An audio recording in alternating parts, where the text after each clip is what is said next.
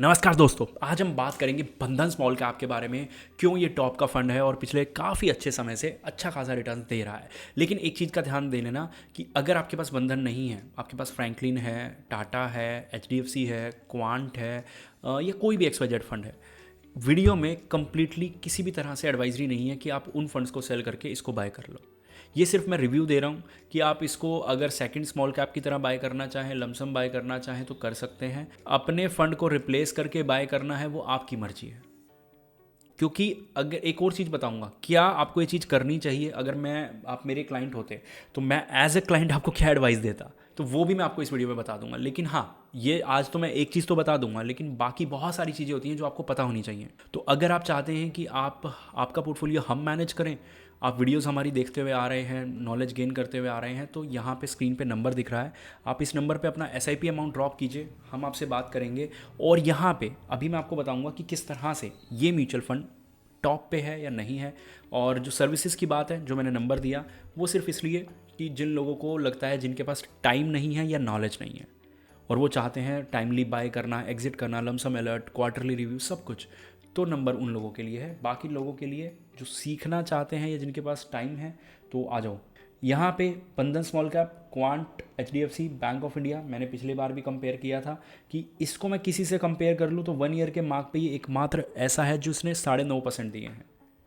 और HDFC और ये दोनों ऐसे फंड हैं जिन्होंने 10% से ज़्यादा की रिकवरी दिखाई है लास्ट 6 मंथ में, और लास्ट क्वार्टर में 5% के आसपास आने वाला एकमात्र फंड है। लेकिन इतना ज़्यादा आगे नहीं है दूसरों से कि मैं इसको बोलूँ कि इसने कुछ बहुत ही भयंकर कर दिया, लेकिन स्टिल ऑन एन एवरेज बाकी सबसे हर जगह आगे ही है।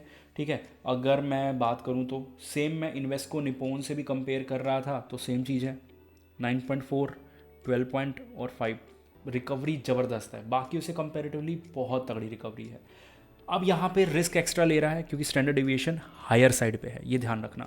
लेकिन उसके साथ अल्फ़ा जनरेट हो रहा है, ये बहुत बड़ी बात है। नॉर्मली क्या होता है कि ये जब हाई होता है, ये हाई होता है, अल्फ़ा उतना जनरेट नहीं होता, लेकिन ये तो अल्फ़ा भी जनरेट कर रहा है।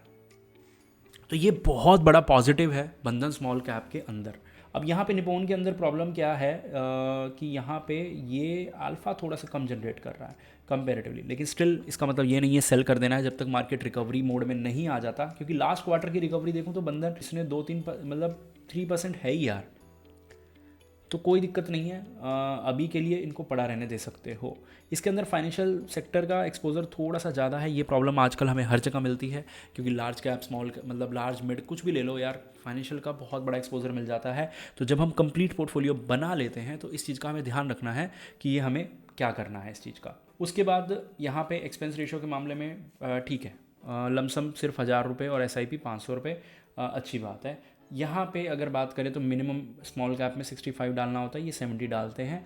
अब ये मेरे को एक बात जवाब दो कि ये 10-10% जो लार्ज और मिड में डला हुआ है क्यों डालते हैं? क्योंकि आप लोगों के हिसाब से, जो लोग 3-3, 4-4, 5-5 स्मॉल कैप लेके बैठे हुए हैं, उन लोगों के हिसाब से तो स्मॉल कैप से बेहतर कुछ ही नहीं है, और लार्ज कैप तो पाप है। तो फिर ये क्यों ले रहे हैं? जिस आप स्मॉल कैप ले रहे हो वो अंदर लार्ज कैप ले रहे हैं 10%। उसके बाद अगर मैं बात करूँ यहाँ पे नंबर ऑफ स्टॉक्स, ये एक बहुत बड़ा नेगेटिव पॉइंट है कि 228, टॉप 5 में सिर्फ 12% और टॉप 10 में सिर्फ 18%। बहुत ज़्यादा डाइवर्सिफिकेशन है, बहुत ज़्यादा फैला रखा है, और ये फैलाना मुझे उतना अच्छा नहीं लगा। ये एक बहुत बड़ा नेगेटिव पॉइंट हो सकता है। रीज़न, क्योंकि जब मार्केट थोड़ा सा इधर उधर होगा या इसका परफॉर्मेंस इधर उधर होगा, संभालना मुश्किल हो जाएगा। ये उनमें से नहीं है जैसे मोतीलाल ओसवाल हो गया, या फिर कोई ऐसे फंड हो गए जिनके पास 30 से 60 स्टॉक्स होते हैं, अंडर परफॉर्म करते हैं, फिर परफॉर्म कर लेते हैं। क्योंकि पता है वो बिल्कुल उन फंड्स पे, स्टॉक्स पे फिक्स रहते हैं। यहाँ पे ये थोड़ी सी दिक्कत है। अब सेक्टर वाइज देखा जाए तो बाकी जैसे कर रहे हैं सेम, इसमें फाइनेंशियल में थोड़ा सा ज़्यादा है कंपेरेटिवली। बाकी अगर स्मॉल कैप की बात करें, कंस्ट्रक्शन में थोड़ा ज़्यादा है, केमिकल सेम ही है, कैपिटल गुड में कम है, बस ये थोड़ा सा फ़र्क है। अगर हम बात करें तो प्रदीप फॉस्फेट में कंप्लीटली नई बाइंग हुई है, और इनॉक्स ग्रीन को कंप्लीटली निकाला गया है। अब देखो, अब ना इस पूरी समरी को सुनते हुए जाना जो बहुत ज़्यादा ज़रूरी है। समरी बता देता हूँ आपको। क्या ये फंड सबसे ज़बरदस्त है? नंबर 1 है। क्या आपके पोर्टफोलियो में होना चाहिए? अब आप ये पूछो कि आज ये नंबर 1 है, ये कितने समय तक नंबर 1 रह सकता है? कल को ये नंबर 2, नंबर 3, नंबर 4 पे आ जाएगा। फिर आप ढूंढोगे अगला नंबर 1, ये है बहुत ख़राब बेवकूफ़ी भरी अप्रोच। इसको उठा के साइड करते हैं। अब एक नई अप्रोच आपको बताता हूँ। आप ढूंढ रहे हो टॉप 5 टॉप 6 फंड, 37 है, तो आप टॉप 20 में भी रहोगे, टॉप 10 में भी रहोगे तो बहुत है। जैसे कि अब मैं एग्जाम्पल के लिए नाम दे रहा हूँ, एग्जैक्ट नाम नहीं मुझे अभी याद, ठीक है, कि टॉप 6 पे कौन है। बंधन, मान लो टाटा, निपोन, बंधन, टाटा, निपोन, एडलविस, और भी बहुत 2-3 नाम आप जोड़ लो इस लिस्ट में कि ये टॉप में है। आपका म्यूचुअल फंड अगर यहाँ पे है तो बहुत है, क्योंकि जब मार्केट रिकवर करेगा, जब मार्केट रिटर्न्स देगा या बुल रन आएगा, तब आप डिसाइड कर सकते हो कि आपके वाला टॉप 10 या टॉप 5 में है या नहीं है। वहाँ पे चेंज करने का डिसीज़न आ सकता है, लेकिन अभी जो लोग समझदार हैं उनके लिए सबसे बड़ी टिप यही है कि जितना हो सकता है अभी बाय कर लो। एसआईपी बढ़ा सकते हो बढ़ा लो, लमसम कर सकते हो लमसम कर लो। जो लोग डर रहे हैं उनके लिए इतनी सी एडवाइस है कि एसआईपी करते रहो, बेशक पैसा एक्स्ट्रा मत डालो।